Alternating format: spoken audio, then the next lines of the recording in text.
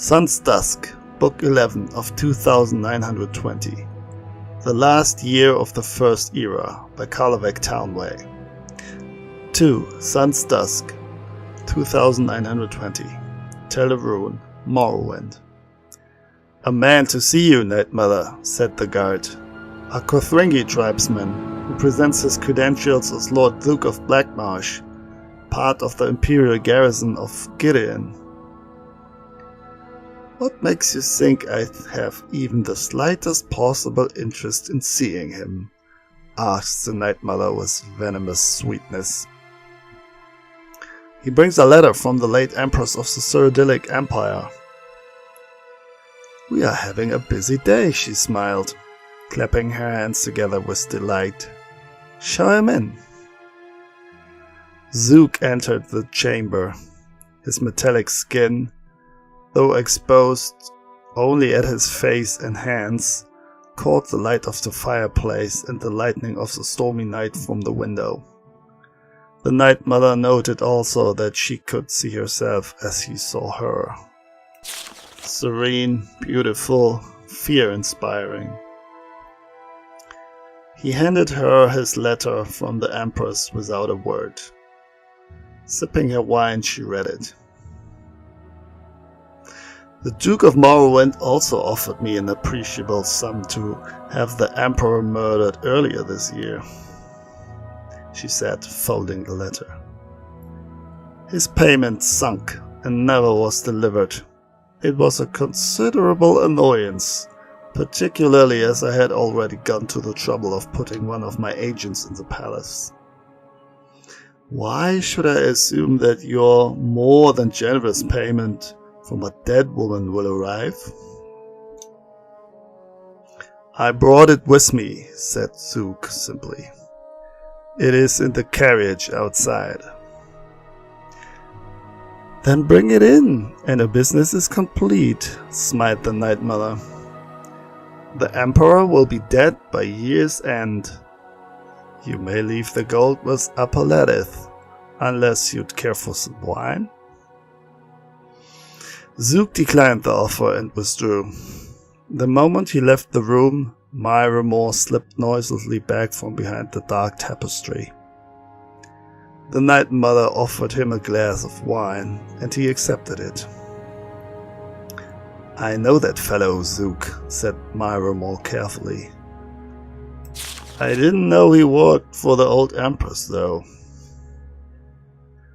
"Let's talk about you some more, if you don't mind," she said, knowing he would, in fact, not mind. "Let me show you my worst," said Myramore. "Let me be the one to do the Emperor in. I've already killed his son, and you saw there how well I can hide myself away.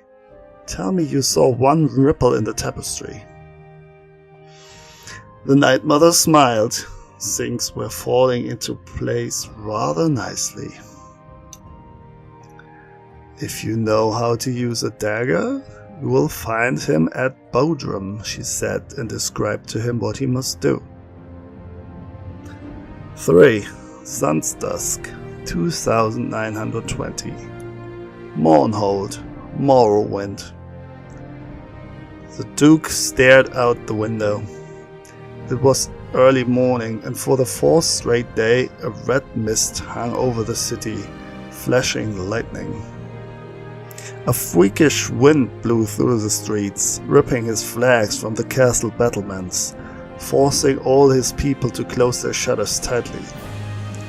Something terrible was coming to his land. He was not a greatly learned man, but he knew the signs. So too did his subjects. "When will my messengers reach the Three?" he growled, turning to his castellan. "Vivek is far to the north, negotiating the treaty with the Emperor," the man said, his face and voice trembling with fear.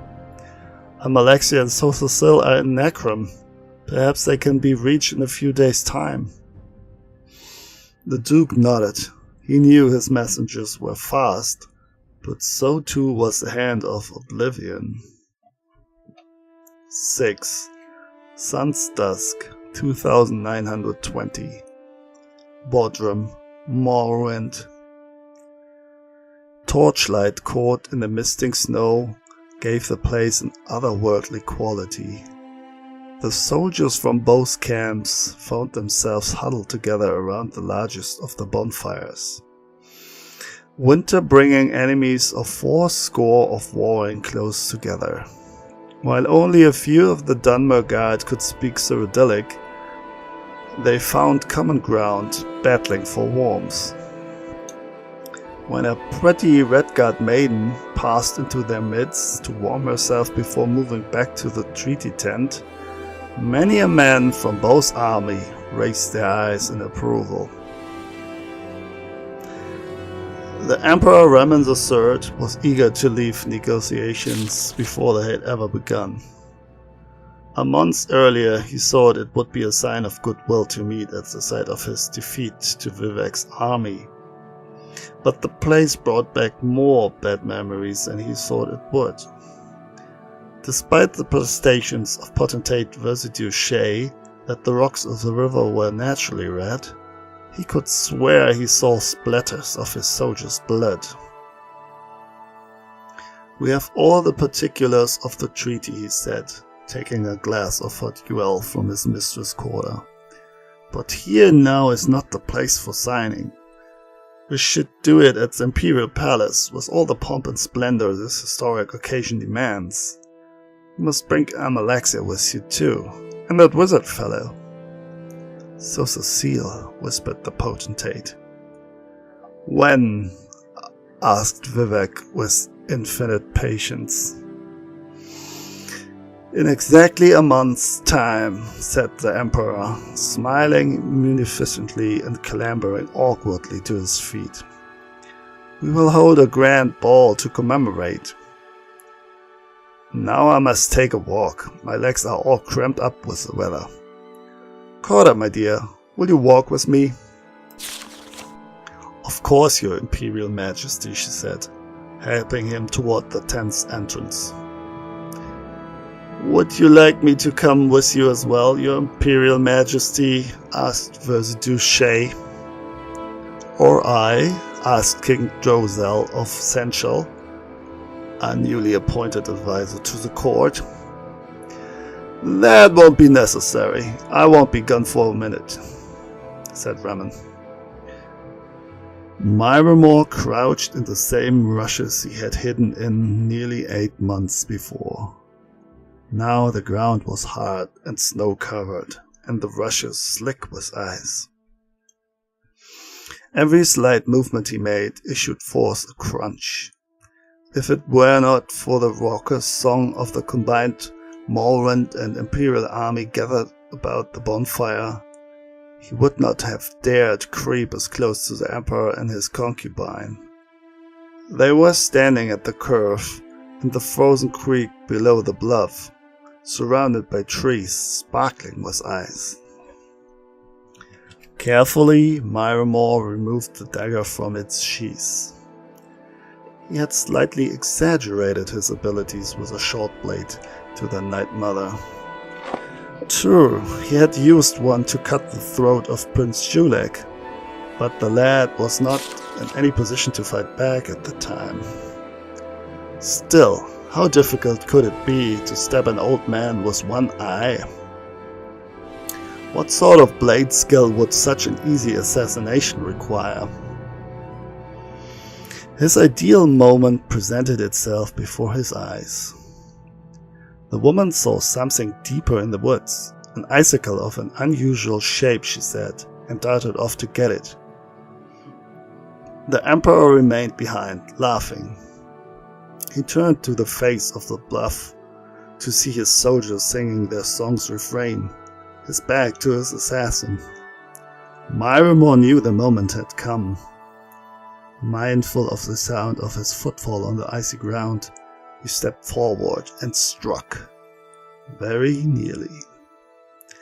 Almost simultaneously, he was aware of a strong arm holding back his striking arm, and another one punching a dagger into his throat. He could not scream. The Emperor, still looking up at the soldiers, never saw Myramor pulled back into the brush, and a hand much more skilled than his slicing into his back, paralyzing him. His blood pooling out and already crystallizing on the frozen ground, Myramor watched, dying, as the Emperor and his courtesan returned to join the camp up on the bluff. 12. Sun's Dusk, 2920. Mournhold, Morrowind. A gout of ever-erupting flame was all that remained of the central courtyard of Castle Mournhold, blasting skyward into the boiling clouds. A thick, tarry smoke rolled through the streets, igniting everything that was wood or paper on fire. Winged, bat-like creatures harried the citizens from their hiding places out into the open, where they were met by the real army. The only thing that kept all of Mournhold from burning to the ground was the wet, sputtering blood of its people. Maroonus Dagon smiled as he surveyed the castle crumbling. "To think I nearly didn't come," he said aloud, his voice booming over the chaos. "Imagine missing all this fun." His attention was arrested by a needle-thin shaft of light piercing through his black and red shadowed sky. He followed it to its source, two figures, a man and a woman, standing on the hill above town. The man in the white robe he recognized immediately as Sotha Sil, the sorcerer who had taught all the princes of Oblivion into that meaningless truth. "If you've come for the Duke of Mournhold, he isn't here," laughed Maroonus Dagon. "But you might find pieces of him the next time it rains." "Daedra, we cannot kill you," said Almalexia, her face hard and resolute. "But that you will soon regret." With that, two living gods and a prince of Oblivion engaged in battle on the ruins of Mournhold. 17. Sun's Dusk, 2920. Telebrune, Morrowind. "Night Mother," said the guard. "Correspondence from your agent in the Imperial Palace." The Night Mother read the note carefully. The test had been a success. Myramor had been successfully detected and slain. The Emperor was in very unsafe hands. The Night Mother responded immediately. 18. Sun's Dusk, 2920. Balmora, Morrowind. Sotha Sil, face solemn and unreadable, greeted Vivek at the Grand Plaza in front of his palace. Vivek had ridden day and night after hearing about the battle in his tent in Bodrum, crossing mile after mile, cutting through the dangerous ground at Dagoth-Ur at blinding speed. To the south, during all the course of the voyage, he could see the whirling red clouds and knew that the battle was continuing day after day. In Nissis, he met a messenger from Sotha Sil, asking him to meet at Balmora. "Where's Almalexia?" "Inside," said Sotha Sil wearily. There was a long, ugly gash running across his jaw. "She's gravely injured, but Maroonus Dagon will not return from Oblivion for many a moon." Almalexia lay on a bed of silk, tended to by Vivek's own healers. Her face, even her lips, was grey as stone, and blood-stained through the gauze of her bandages. Vivek took her cold hand. Almalexia's mouth moved wordlessly. She was dreaming. She was battling Maruna's Dagon again amid a firestorm. All around her, the blackened husk of a castle crumbled, splashing sparks into the night sky. The Daedra's claws dug into her belly, spreading poison through her veins, while Amalexia throttled him. As she sank to the ground beside her defeated foe, she saw that the castle, consumed by fire, was not Castle Mournhold. It was the Imperial Palace. 24. Sun's Dusk, 2920. The Imperial City, Cyrodiil. A winter gale blew over the city, splashing the windows and glass domes of the Imperial Palace. Quivering light rays illuminated the figures within in surreal patterns. The Emperor barked orders to his staff in preparations for the banquet and ball. This was what he enjoyed best, more than battle. King Drozel was supervising the entertainment, having strong opinions on the matter. The Emperor himself was arranging the details of the dinner. Roast knapfish, vegetable marrow, cream soups, buttered hellerak, cod scrump, tongue in his beak. Potentate Versidouche had made a few suggestions of his own, but the tastes of the Akaviri were very peculiar. The Lady Corda accompanied the Emperor to his chambers as night fell. The year is concluded in Evening Star.